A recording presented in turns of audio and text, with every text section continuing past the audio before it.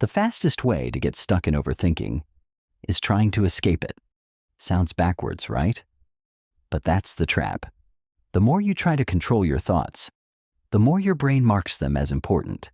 And once something feels important, your brain won't let it go. Here's something no one tells you. Most advice about overthinking doesn't actually work. Just stop thinking. Relax. Let it go. It sounds simple, it sounds logical, but your brain doesn't operate on commands like that because your brain was never designed to be quiet on demand. It was designed to detect patterns, predict threats, and keep you alive. And that changes everything. There's a mechanism in your brain called the monitoring system. When you try not to think about something, your brain splits into two processes. One part tries to suppress the thought. The other part keeps checking. Am I still thinking about it?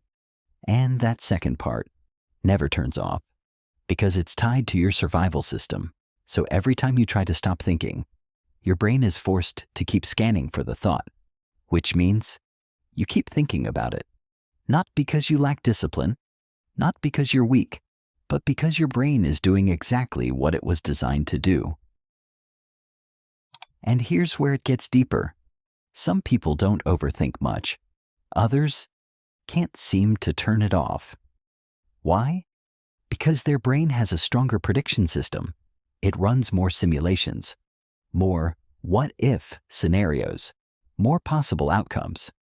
From a neuroscience perspective, this is linked to higher activity in the prefrontal cortex, the part responsible for planning and decision-making, combined with an overactive amygdala, which detects risk and emotional threat.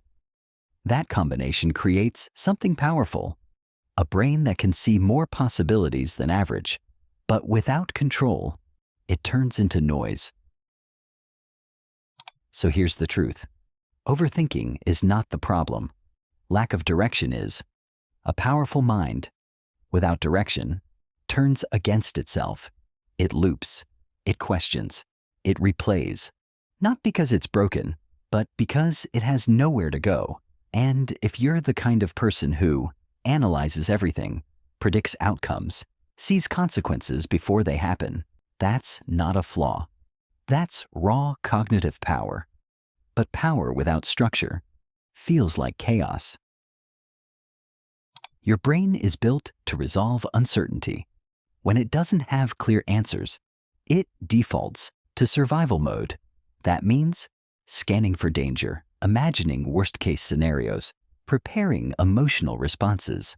Not because you're negative, but because your brain prioritizes survival over comfort. And this is where exhaustion comes from. Not from thinking too much, but from thinking without closure. Every unfinished thought is an open loop. Every decision you avoid is an open loop. Every fear you don't define is an open loop.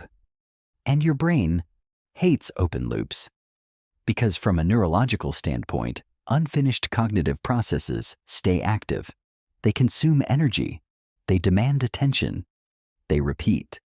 That's why your thoughts come back at night. That's why they loop when you're alone. That's why you feel tired, even when you haven't done anything. You're not mentally weak. You're mentally overloaded. Overthinking doesn't destroy your life dramatically.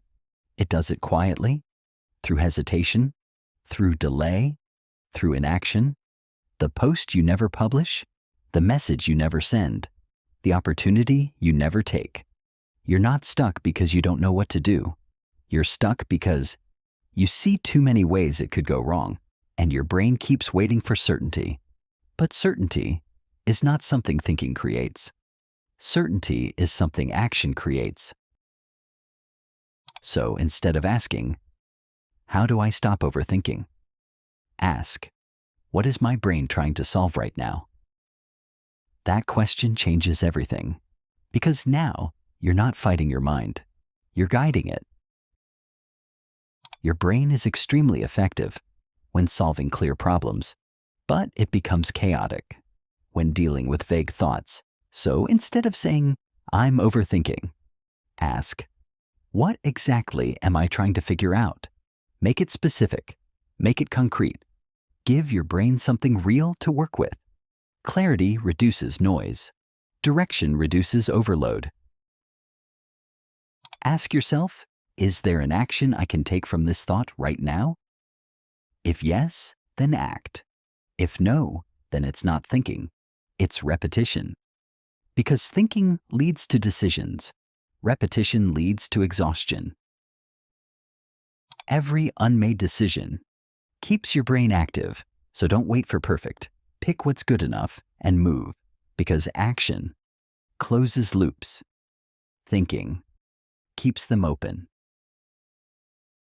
Instead of saying, I'm going to fail, say, I'm having the thought that I am going to fail.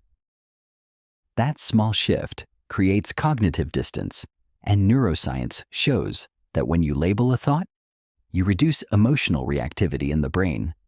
You're no longer inside the thought, you're observing it, and that gives you control again. When your thoughts have direction, your brain stops panicking. It becomes clear, focused, efficient. And suddenly, the same mind that overwhelmed you starts working for you. You see problems earlier. You read people better. You avoid mistakes faster. And here's the part most people miss. The thing that used to drain you becomes your advantage. You don't need fewer thoughts. You need better direction, because overthinking was never the enemy. Losing control of it is. Maybe you don't need to escape your mind. You just need to learn how to lead it. And in the next video, we're going to talk about something most people completely miss. Why the people who overthink the most are often the ones who quietly win in life, not despite their mind, but because of it.